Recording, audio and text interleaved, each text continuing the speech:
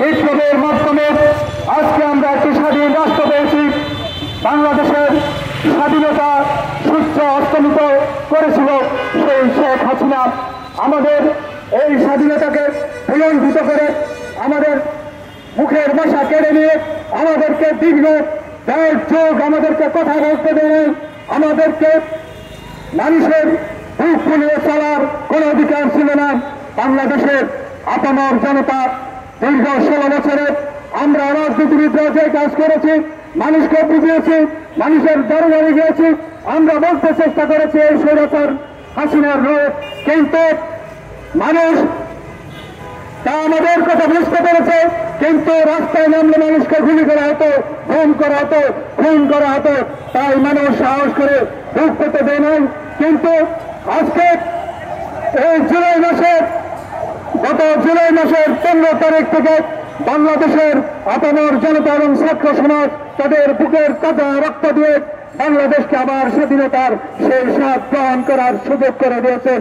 আমরা আজকের এই বিক্ষোভ মিছিল থেকে বাংলাদেশের এই তরুণদের প্রতি, শহীদদের প্রতি তাদের আত্মার মাগফিরাত কামনা করছি, আহতদের সুচিকিৎসার জন্য দাবি করছি এবং আহতদের জন্য দোয়া করছে। করে তখন নানামুখী ষড়যন্ত্র চলতে থাকে। সেই ষড়যন্ত্র সেই করে আমাদের পার্শ্ববর্তী রাষ্ট্র ভারতীয় তালেবান বাংলাদেশের কিছু কুলাঙ্গার শেখ হাসিনার কিছু নতদানের লোক গত 15 আগস্ট এদেশে আরেকটি অতি বিপ্লব করার চেষ্টা করেছিল। সেই বিপ্লব ব্যর্থ হয়েছে। আমাদের ছাত্র জনতা সে বিপ্লব ব্যর্থ করে দিয়েছে।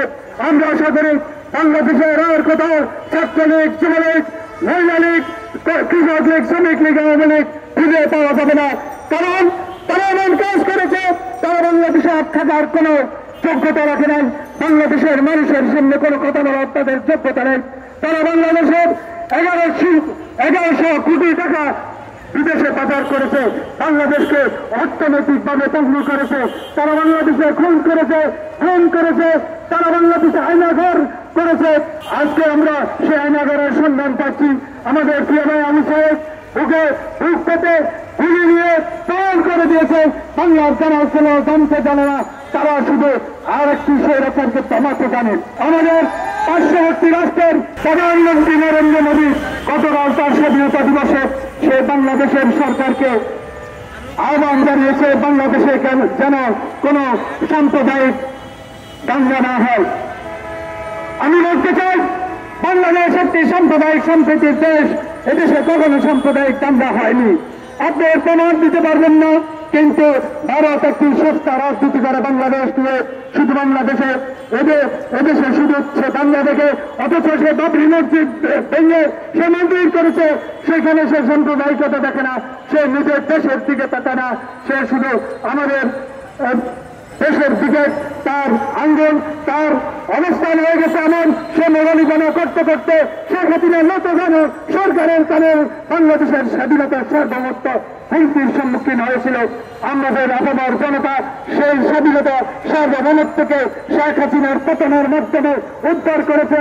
আমি নরেন্দ্র মোদীকে বলবো, পৃথিবীর কোন জায়গায় যখন কোন প্রাণ হয় নাই, শেখ হাসিনাকে আপনি জায়গা করে দিয়েছেন।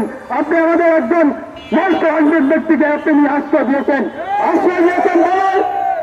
দিয়েছেন ভালো কথা, কিন্তু ওখান থেকে বসে বসে উনি যেন কোনো কল কারেন্ট আসতে না পারে, ওখান থেকে বসে বসে যেন বাংলাদেশের স্বাধীনতার সার্বভৌমত্বের বিরুদ্ধে কোনো ষড়যন্ত্র করতে না পারে, সেই আহ্বান জানাচ্ছি।